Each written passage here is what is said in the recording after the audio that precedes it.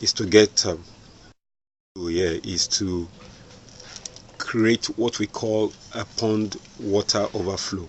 Quite a number of times in the tropical areas, and even of course in temperate areas, you see rainfall when the ponds are open, and then you end up when the fish ponds are open, and then you discover that when rain falls, the water spills over, and then the whole fish pond water begins to flow over like a spillway, and some of the smart fishes just bend themselves, and now there on the floor are tens of fishes.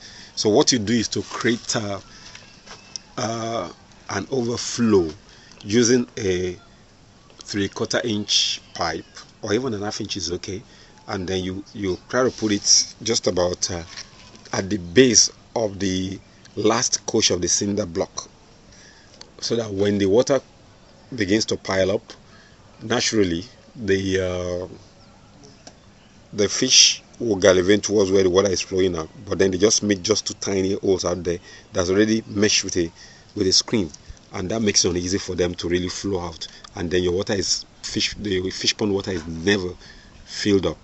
Now, but to get this, it's more of a small art. There's a little bit of science with it, as you can see from the man, the technician that is Mason that's doing the work out there. Now he's trying to use a plumb line to be sure that the water flows at the same level for the two outlets, so you don't have one doing too much work at the expense of the other. Okay, is it getting okay now? Have you gotten the plumb line? Yes. Okay, that's all right. I wonder why he's not looking at us, but then what we need is a project to see that it's running on properly. This pond is about to be plastered too, so you do this before you plaster your pond. Now what he does is to cut the pipe out there and then fix it inside. So we'll take a look at the other side of the pond to see what it looks like on the outside.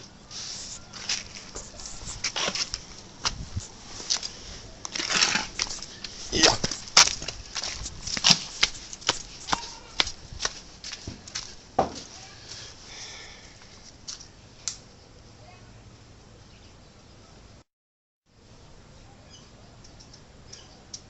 If you look at, they all look like one straight level plumb, right, to allow water to flow down, and then that's the one at the base is the outflow to release water when you're changing water in the pond.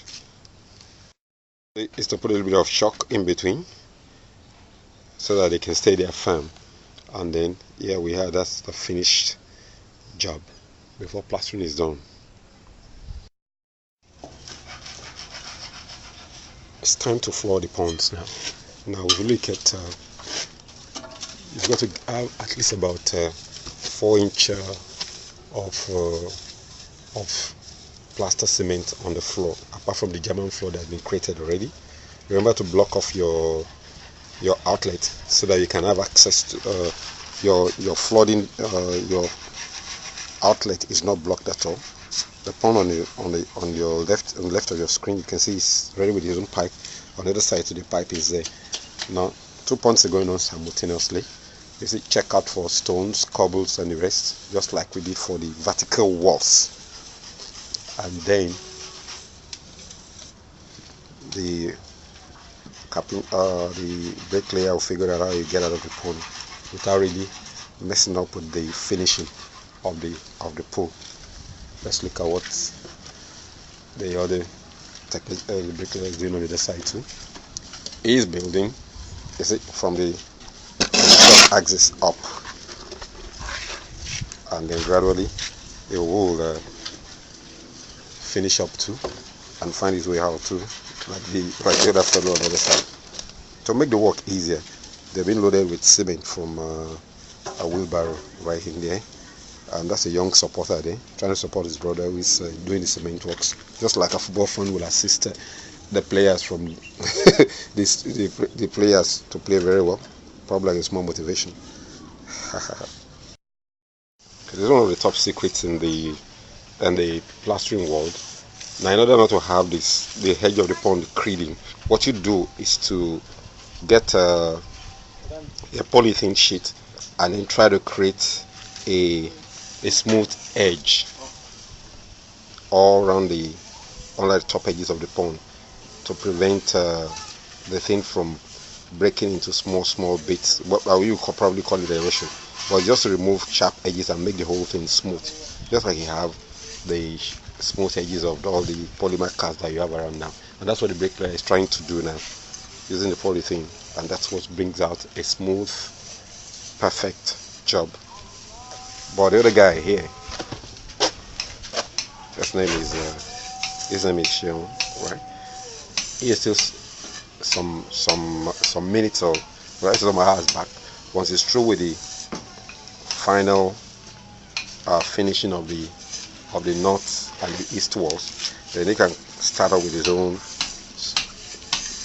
rounding up of the edges. Now you observe one thing too: the extreme edge of the vertical edge of the poles are not that razor cut sharp 90 degrees edge.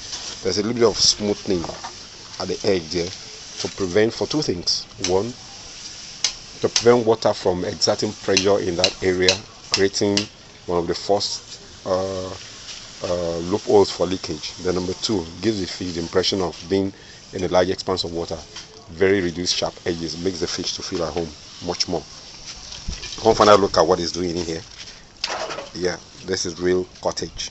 Rather than use all those complex mechanical device, he just improvised his own water sachet polythene, and he's doing a good job out of it. Now if you want to know more about how to construct a fish pond with a little bit of local knowledge without having to go to do some bits of civil engineering, then just check out the website mrfishworldng.com, www.mrfishw0rldng.com, or just call this number 234-803-71-89694. You're welcome. So you get full information on how to construct your fish pond so that it will not leak, seep, or crack, which is a major problem with most fish ponds constructed all over Africa. We're waiting for you.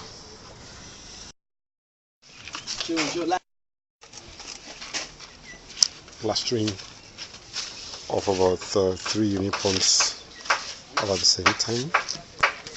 Now right on this one, the one at extreme edge is done almost 7 days now. The polythene has been removed from it, while the one done right now, the second one, is covered already with polythene, haven't been completely finished, while the third one is being floored. Now the covering is important so as to prevent quick dehydration of the cement. Now on the fourth one is still right on the screening. Now if you look at the young man on the extreme there, he is now putting the mortar one by one. Okay, I think there's some lessons in bricklaying. A typical bricklayer can actually do this, but what's more important is the finishing, like it's been done by the young man on the left. So now on the right hand, okay, on the left of the screen, and then if you look at the middle row, you will see even though a beam is not being used for the block pond, because it's cylinder block that is vibrating. So what is just done is that broken blocks are put in the middle to be able to make it easy to actually level the surface. I think we'll see the effect of the covering much later. But if we're in a hurry to see, let's look at the ones that was done a few 7 days earlier. That's one on the other side there. You see that it's completely smooth. Now if you want to get your pond done in a professional way like this, you can get in contact with Mr. Fish on www.mrfishworldng.com, or you can call 234-803-71-89694. Thanks for watching. Well, the final lap in the construction of a fish pond, so that it's not leak, seep, or crack. It's what you're looking at just right now. Now, the first step, like I said, like I've said in former postings, is that you make sure you mix up the aggregates. Then 2, you go ahead and make sure you mix it together in the right proportions. The sand, sharp sand, the plaster sand with the waterproof cement, and then you mix the right proportion of water so that you can have a proper mixing of the cement with the to create a consistent paste. Now, after having plastered, the next thing is to make sure you allow the cement to dry very slowly, because here we are dealing with you want to deal with a cement that will have both strength and flexibility. To make a cement flexible, the cement will develop flexibility when you allow it to dry very slowly. And to make that happen, you either use burlap sacks that they use in carrying cocoa beans, or you use this polythene bags that you can see right there that's being used to cover it up. Now, the whole idea is to make it dry slowly, so that when you put water, as the cement expands, the pond expands a little, it will, and contracts when you remove water, it will not crack.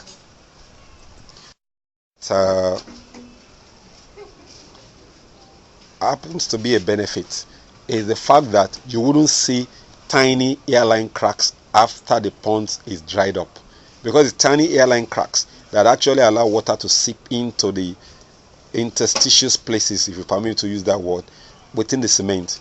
And when you now remove water, maybe during the first harvest or grading, the water that has gone inside the different cracks, what the water will do is it will begin to expand, because water expands with increased heat. And then when you now put the next, so the tiny airline crack begin to get fat.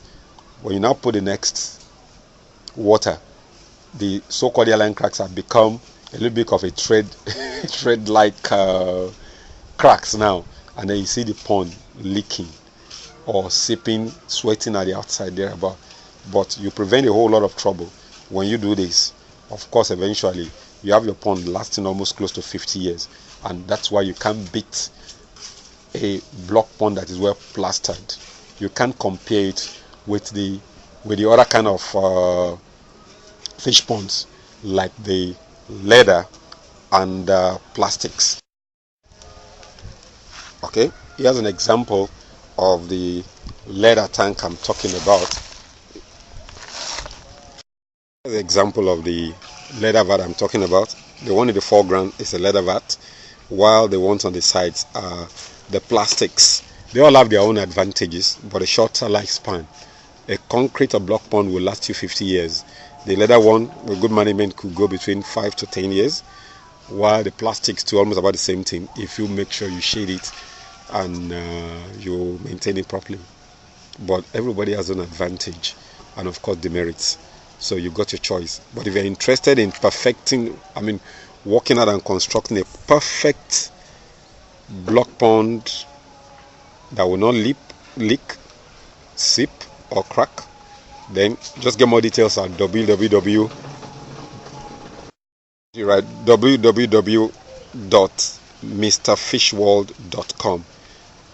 That's MRFISHWORLDNG.com. Or you can call Mr. Fish on this number 234-080-371-89694. Now, you can call either to upgrade the already cracked ponds, or the one that is leaking, or the one that is seeping. We're there to help you out and give you instructions as well, make it last a lifetime. And if you're starting anew, I think I'll advise you do it right the first time. If that's what your intention is, then you're welcome to our world. We're there to help you out.